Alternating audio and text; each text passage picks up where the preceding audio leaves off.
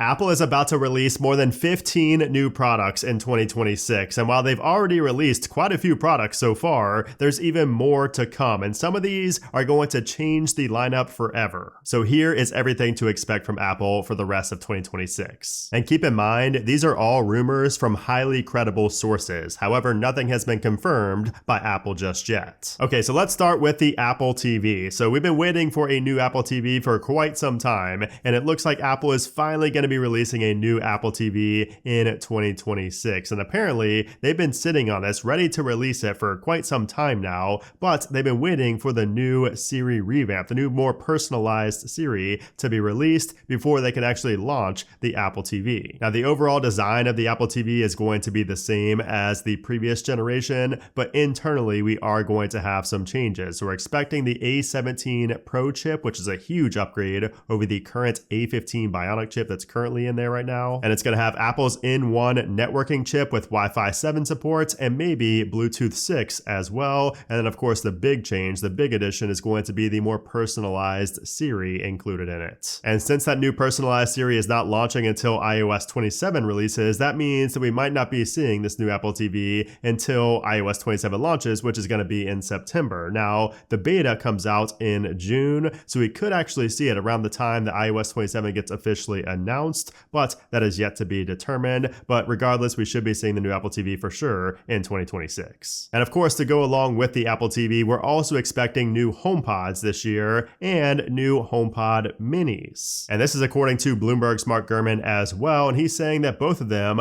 will have the improved and more personalized Siri as well, just like the Apple TV, and it's going to have the Apple Watch S9 or S10 chip to handle that revamped Siri, and of course it's going to improve the sound quality as well with that new chipset inside. Gurman also reports that it's going to have the N1 chip, a newer ultra wideband chip, and a new red color option. And as we know, red is going to be the color of 2026, which is a hint because the next is going to be red as well. We'll talk about that later. But before we talk about that, we have to talk about the MacBook Ultra because yes, a new Ultra product could be entering the lineup this year in 2026. Now, the Mac lineup already got completely changed this year with the launch of the MacBook Neo, but we might be seeing another massive change to the Mac lineup that's really going to change the lineup forever with the MacBook Ultra. Now, at first, we thought this was going to be a redesigned MacBook Pro. That's what Mark Gurman over at Bloomberg said, but it's looking like it's going to be actually atop of the MacBook Pro. So it's going to sit above the MacBook Pro. So MacBook Pro will still be,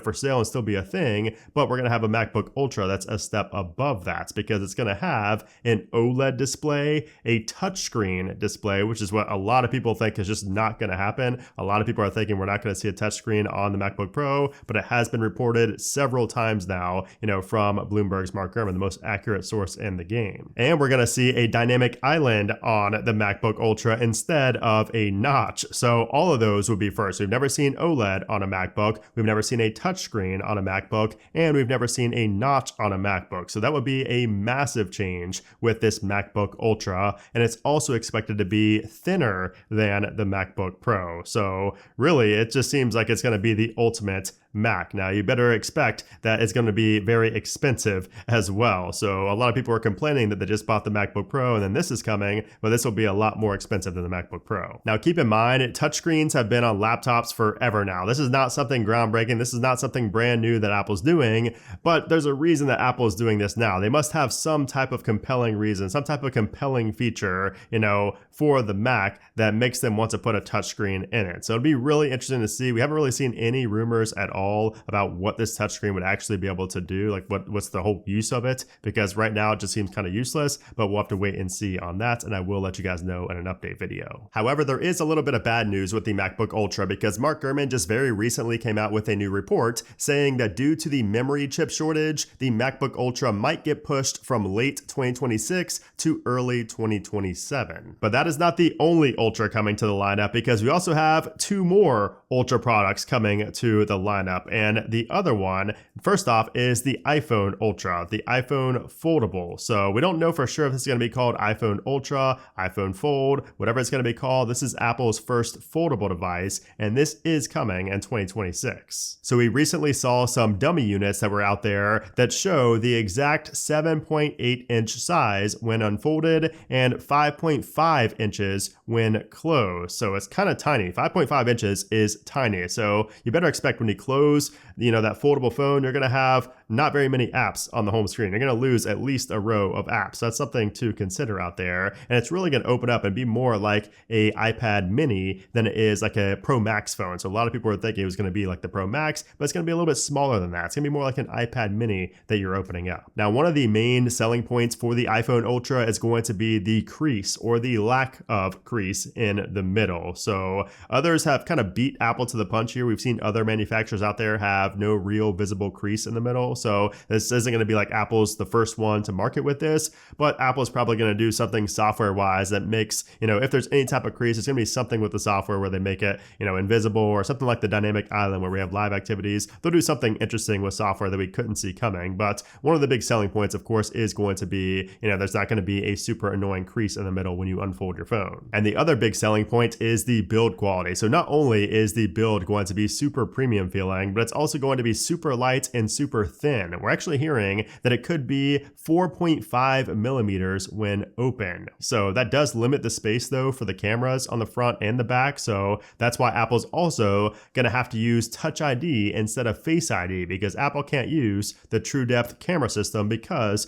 that iPhone Ultra is going to be so razor thin. And we're expecting that Touch ID sensor to be on the power button right here. So the side button right here is going to be where you have Touch ID, kind of like we have on the iPad right now. And then as far as the cameras on the back, the camera array looks very similar to like the iPhone Airs. There's only going to be 2 cameras on the back, so we were not able to fit a third camera in there because of the thinness of the device, but it's going to be a regular main lens and an ultra wide lens most likely. There's most likely not going to be a telephoto lens built in there. So 3 cameras total, 1 front facing and then 2 on the back. Now, as far as cost goes, of course, this thing is going to be over $2,000 according to Bloomberg's Mark Gurman, which was expected. It's just going to be interesting to see how much more than $2,000 is it? Like, is it just $2,000 or is it like $2,500? Now, we're also hearing that the iPhone Ultra is going to be announced alongside the iPhone 18 Pros in September. However, it might not actually get released until later in the year, because we did also just recently see, that we have production delays currently ongoing. So there are production delays. So when it does eventually release later on in 2026, even if it's not September, maybe if it's in like December, it's going to be very short supply if there are any other snags or delays in production. So expect, there to be not very many of them available,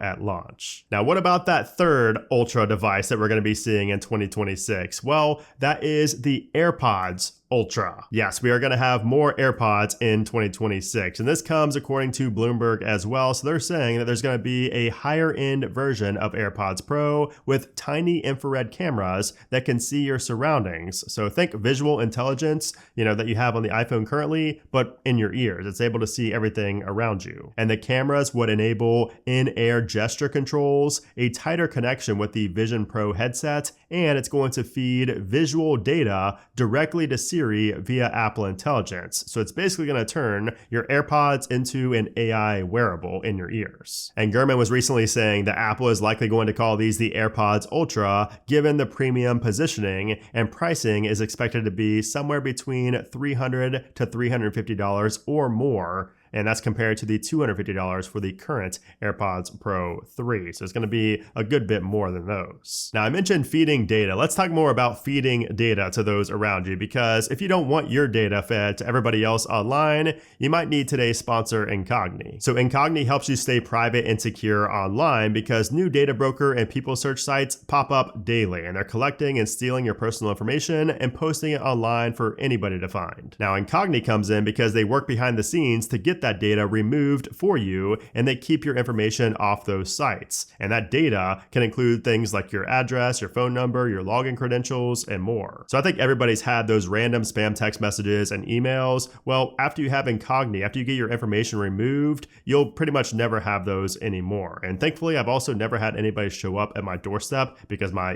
address was out there, but it's definitely possible when your personal information is online and so easy to find. So thankfully, Incogni took care of that for me as well. And it's nice because Incogni's automated system works around the clock, and they contact data brokers on your behalf and request the removal of your personal info. And of course, it's super simple to use. You just create an account, you tell Incogni what data you want removed, and then you sit back and let their system do its thing. So if you want to keep your personal information personal, you can get 60% off of an annual plan of Incogni by using my special link below or using code Butch at checkout. Okay, so I said there's only 3 Ultra products coming this year for the Apple lineup, but there's actually a 4th. Well, kind of. It's not actually a physical product, it's a chip. And that is because we're also going to be seeing a new Mac Studio in 2026 with the M5 Max and the M5 Ultra chips inside. Now, we are expecting the same design as we've had really since the start with the Mac Studio, because with all that compute and fans and everything, it's kind of hard to make it much smaller, but it is going to have the much improved M5 Max and M5 Ultra chips. Now, there's a chance that Apple goes M4 Ultra, but it's looking like it's going to be M5 Ultra, which would be crazy because the current M5 Max chip has already set records. Like, it's the fastest on Geekbench in the database. Like, it's the fastest thing ever to hit Geekbench. It's faster than every other Mac and every other consumer PC processor out there. So yeah, the Mac Studio is going to be amazing, and it will be the new most powerful Mac currently sold by Apple now that the Mac Pro has been discontinued. But if the Mac Studio is way too powerful for you, you don't need all that power, we're also going to be seeing a new Mac Mini in 2026. And this thing is going to be crazy because you know that we just recently got that big redesign, with the Mac Mini, so don't expect any type of design changes this year with that mini device. However, we are going to see the improved chipset inside, so the M5 and the M5 Pro chips. But there's also another new Mac coming in 2026, and that is the iMac. Yes, the iMac is coming in 2026, and this one is going to be potentially a huge upgrade, and one that we've been waiting on for quite some time because the design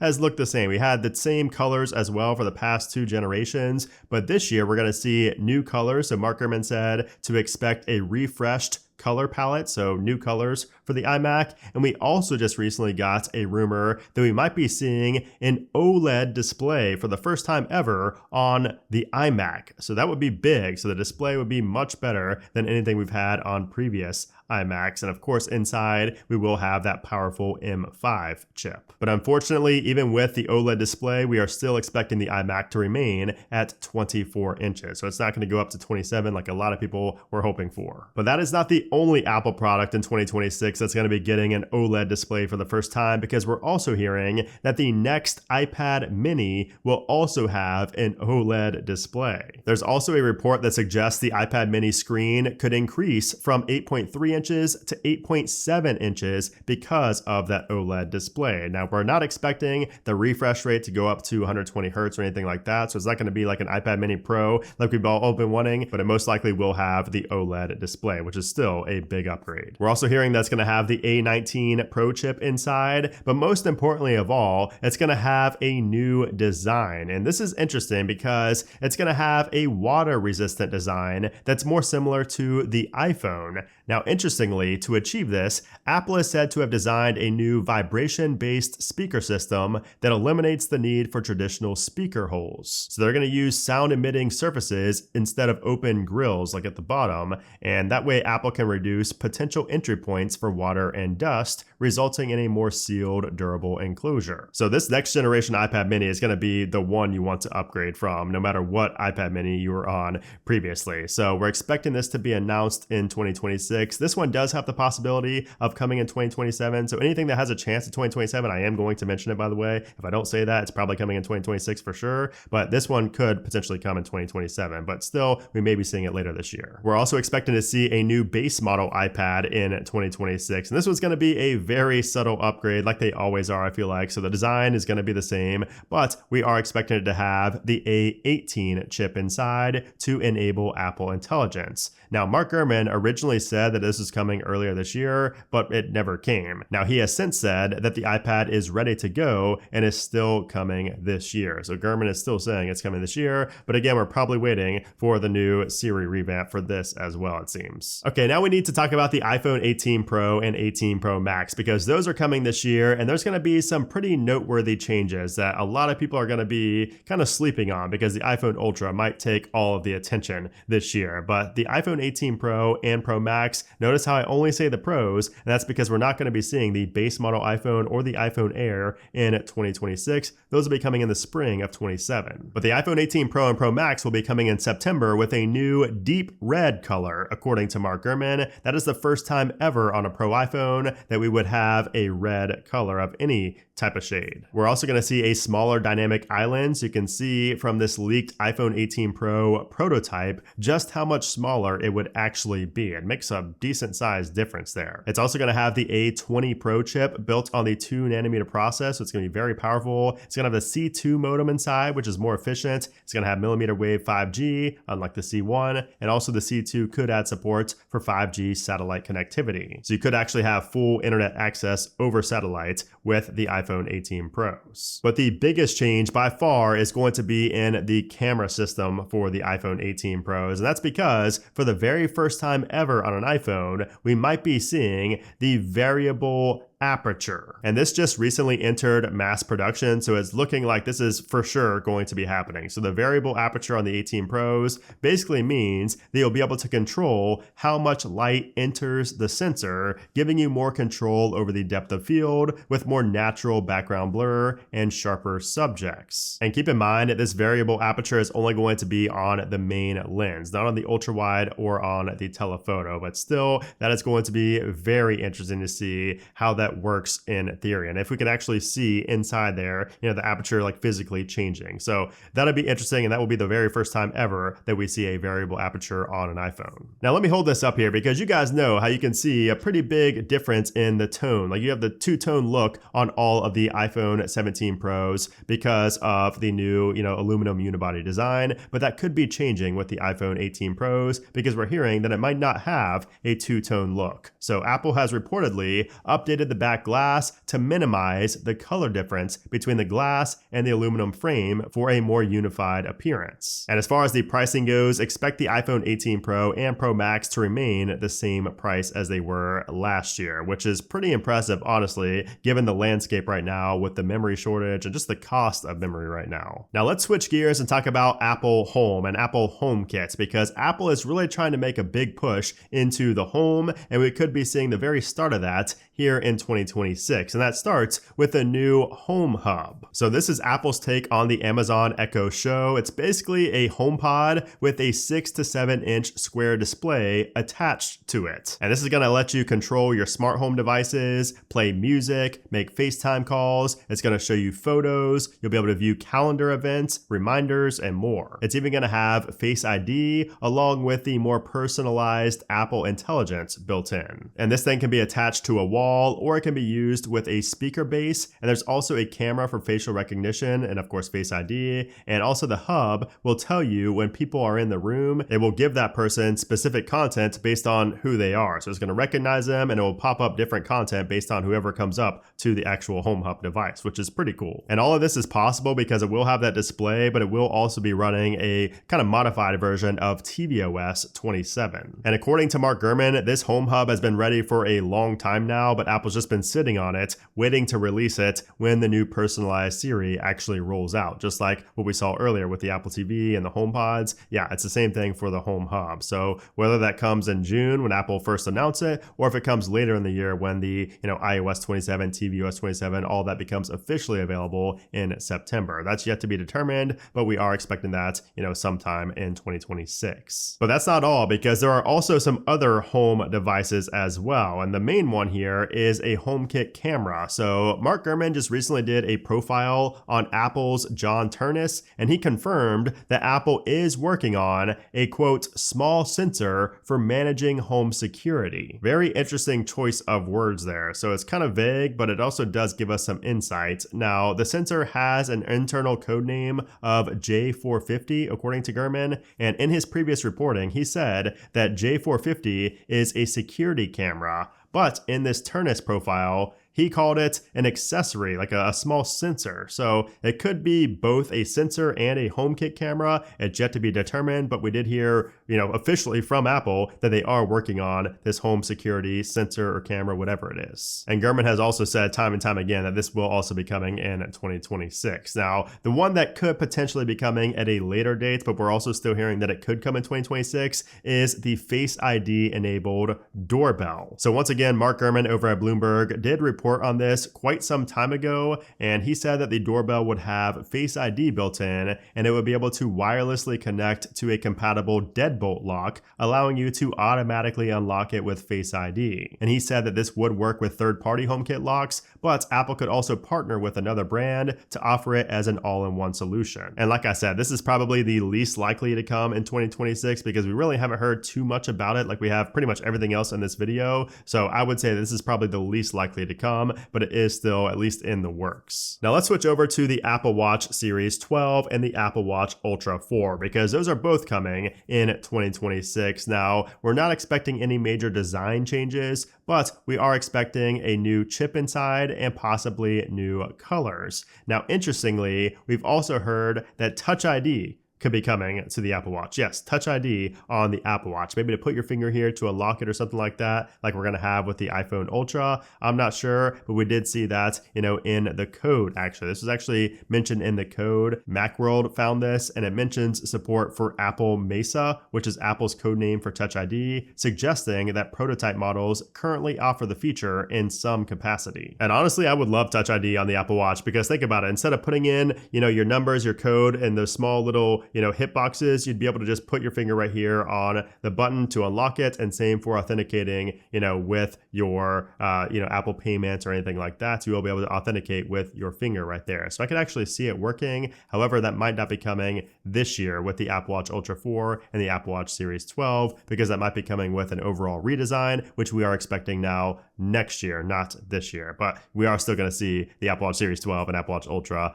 this year. And then last but not least, we have the Apple smart glasses. So the reason I saved these for last is because they're most likely going to be announced in 2026, but they're most likely not going to be released until 2027. But these are going to be a massive deal, and they're going to make a big, a big splash in Apple's product lineup forever. So Mark Gurman reports that these are going to be like Meta's Ray-Bans. So Apple's glasses will be designed to handle everyday uses, capturing photos and videos, syncing with the smartphone for editing and sharing, handling phone calls, listening to notifications, playing music, and enabling hands-free interaction via a voice assistant. And in Apple's case, that assistant will be a significantly upgraded Siri coming in iOS 27. Now you might be wondering, well, if these look just like the Meta Ray-Bans, what's the point? Like, why would Apple just put out a copycat of the Meta Ray-Bans? But that's not going to be the case. So Apple's going to win people over with the design, like they always do. So Gurman said this: according to employees working on the project, Apple's strategy is to outdo competitors by tightly integrating the glasses with the iPhone and offering a higher-end build.